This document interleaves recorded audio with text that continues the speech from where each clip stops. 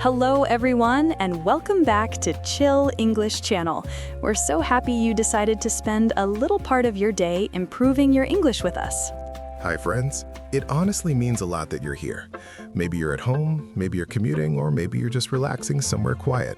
Wherever you are, we're really glad you pressed play today. I'm Sophia. And I'm Jake. And today we're going to talk about something that makes many English learners feel nervous. Very nervous. Phone conversations in English. Oh yes, phone calls can feel scary. You can't see the other person's face. You can't see their body language. You can't use your hands to explain something. You only have your voice and silence. And sometimes that silence feels very long. So today, we're going to help you feel more comfortable and more confident when speaking on the phone in English. We'll talk about answering calls, Making calls, leaving messages, handling problems, and ending conversations politely. basically everything you need to survive phone English. And maybe even enjoy it one day. Okay, that might be too much. Before we start teaching phrases, Jake, let me ask you something. Okay. When was the last time you made an important phone call in English? Actually, 2 days ago. Really? What happened? I had to call my bank because there was a small problem with my account. That sounds stressful. It was. The person on the phone was speaking very fast. Oh no. And there was some background noise too, so I had to say, "I'm sorry, could you repeat that?" at least 3 times. That's very real. Even when you know English, phone calls can feel different. I had a similar situation last week. What happened? I called a restaurant to make a reservation in English, just for practice. That's brave. I know, and when they answered, I suddenly forgot what to say. No way. Yes, I just said, hello, and then silence. Oh no, the long silence. Exactly. Then the person said, how can I help you? And I finally remembered.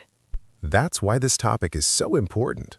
Phone conversations are not difficult, but they follow special patterns. And once you learn those patterns, everything becomes easier.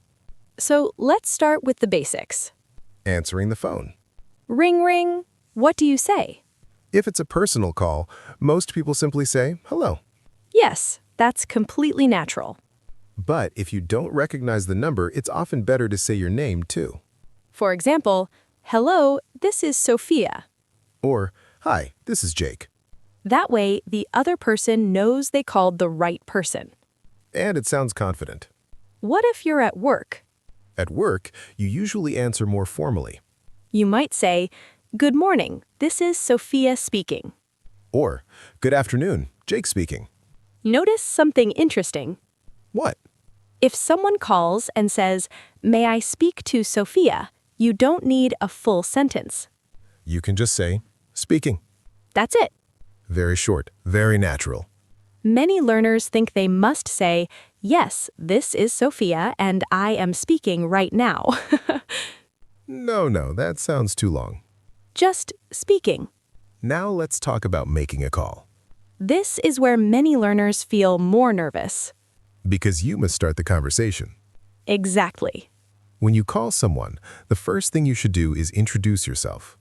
You can say, hello, this is Jake calling. Or, "Hi, this is Sophia."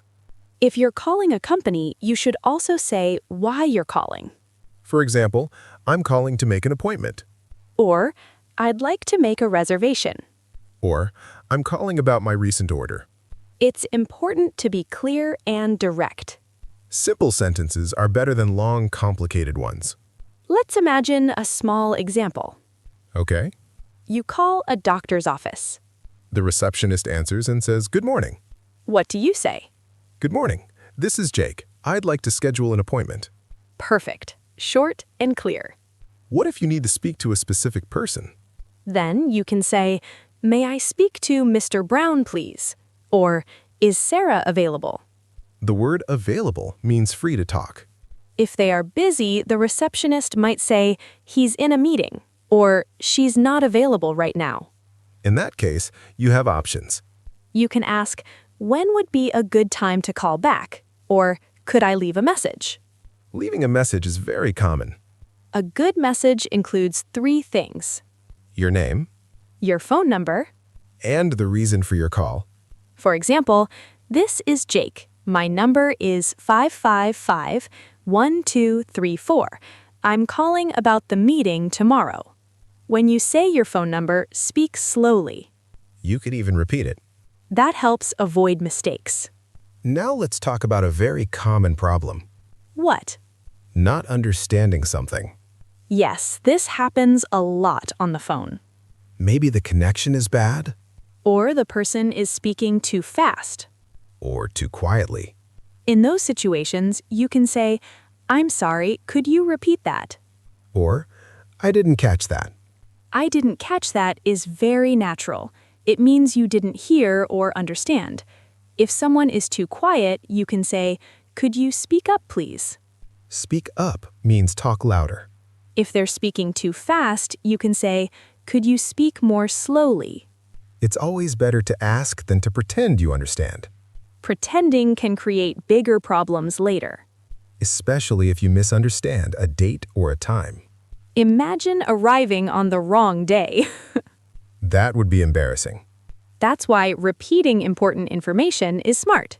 For example, if they say, your appointment is on Friday at 3 p.m., You can say, "So that's Friday at 3 p.m., correct?" that word correct is very useful. It shows you are checking the information. Phone conversations don't need to be perfect. They just need to be clear and polite. And once you learn the common phrases, everything feels more natural.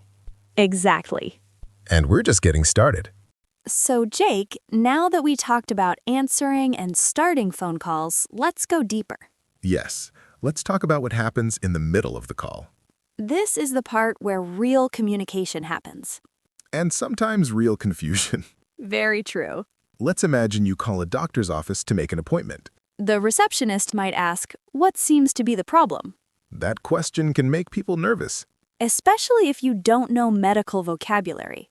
But the key is simple English. You can say, "I have a headache." Or, I've had a sore throat for 2 days. Or simply, "I'm not feeling well." You don't need complicated words. Clear and simple is better. Now imagine you're calling customer service because something is wrong with your order. They will probably ask for your order number. When you say numbers on the phone, speak slowly. For example, it's 47291. You can say it like this: 47291. Small pauses help the other person understand. If they don't understand, they might say, sorry, could you repeat that? And that's completely normal. Don't feel embarrassed. Sometimes the connection is bad. Sometimes they're typing while listening. Multitasking is dangerous. Very dangerous. Another common situation is spelling your name, Yes, this happens a lot. especially if your name is not common in English. Let's say your name is Katerina. You can say Katerina. That's Katarina. Say each letter clearly. Sometimes you can use examples, For example, B as in boy. or M as in mother. This is very helpful on the phone. Now let's talk about misunderstandings. They happen to everyone. Maybe you hear the wrong time. Or the wrong date. That's why it's very important to confirm information. For example, if someone says, your meeting is on Tuesday at 2:30, You can say, "Just to confirm, that's Tuesday at 2:30, correct?" this is professional and smart. It shows you care about details. Imagine not confirming and arriving at 3:30 instead. That would not be good. Now let's talk about silence. Silence on the phone feels very different from silence in person. In person, you can smile or nod. On the phone, silence can feel uncomfortable. If someone needs time to check something, they might say, please hold. Or, "Just a moment, please." That means wait. You don't need to say anything. Just wait calmly. Sometimes you will hear music. Hold music. Some hold music is very relaxing. And some is very annoying. When you come back to the call, it's polite to say, "Thank you for holding." Or, sorry to keep you waiting. Or, Thank you for your patience. These small phrases sound very professional. Now let's talk about another common problem. Fast speakers. Yes, when someone speaks too fast. Instead of panicking, you can say, "I'm sorry, could you speak more slowly?" This sentence is your best friend. It is polite and clear. You can also say, English is not my first language. Most people will immediately slow down. People are usually kind. And remember, asking for help is not weakness. It's good communication, Sometimes you need time to think before answering. especially if someone asks a difficult question. You can say, "Let me think for a moment." Or, that's a good question. These phrases give you a few seconds. And those seconds help your brain work. Very true. Let's practice a short role play. Okay, I'll be customer service. I'm ready. Good afternoon. How can I help you? Hi, this is Jake. I'm calling about my recent order. Could you give me your order number? Yes, just a moment. It's 83642. I'm sorry. Could you repeat that? Of course, 83642. Perfect. See? Simple English. No complicated grammar. Just clear sentences. That's the secret of phone English. Clarity is more important than sounding advanced. Many learners try to use very difficult vocabulary. But on the phone, that can create confusion. Short sentences are powerful. Speaking slowly is powerful. Confirming information is powerful.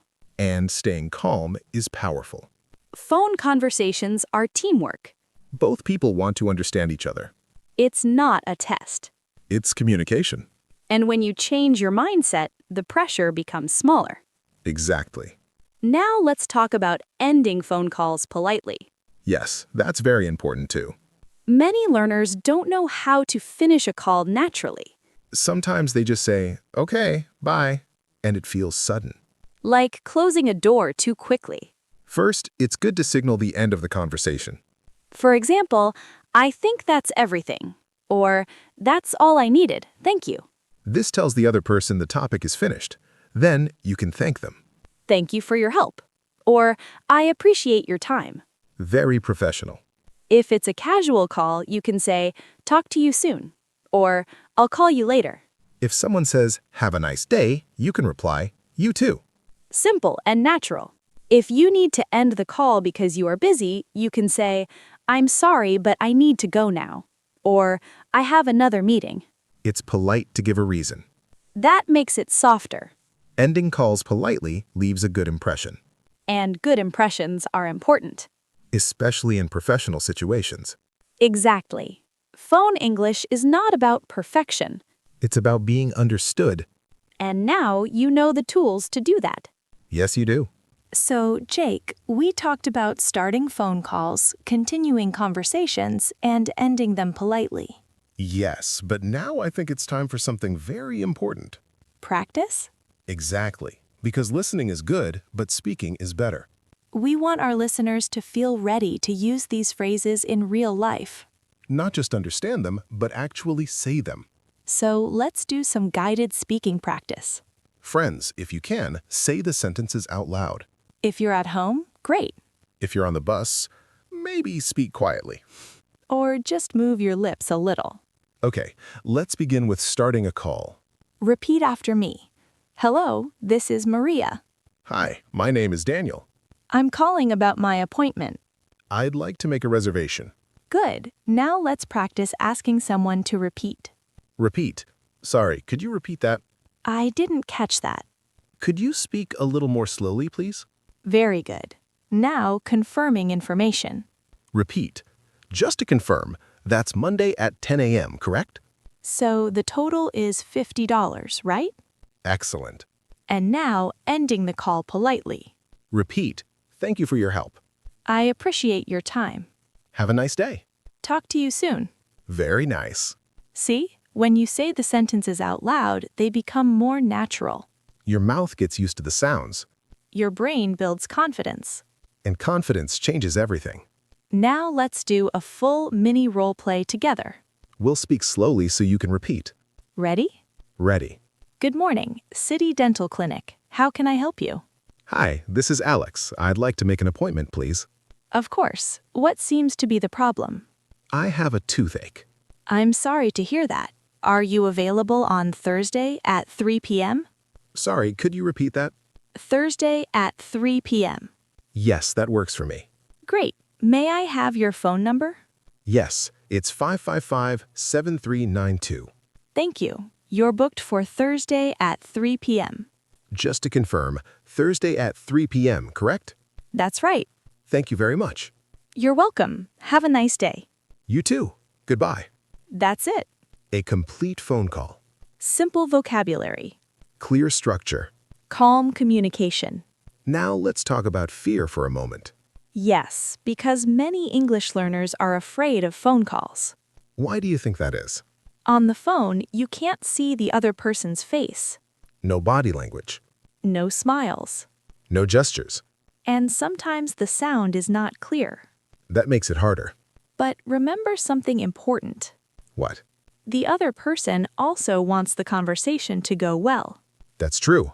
They are not trying to make it difficult. Most people are patient.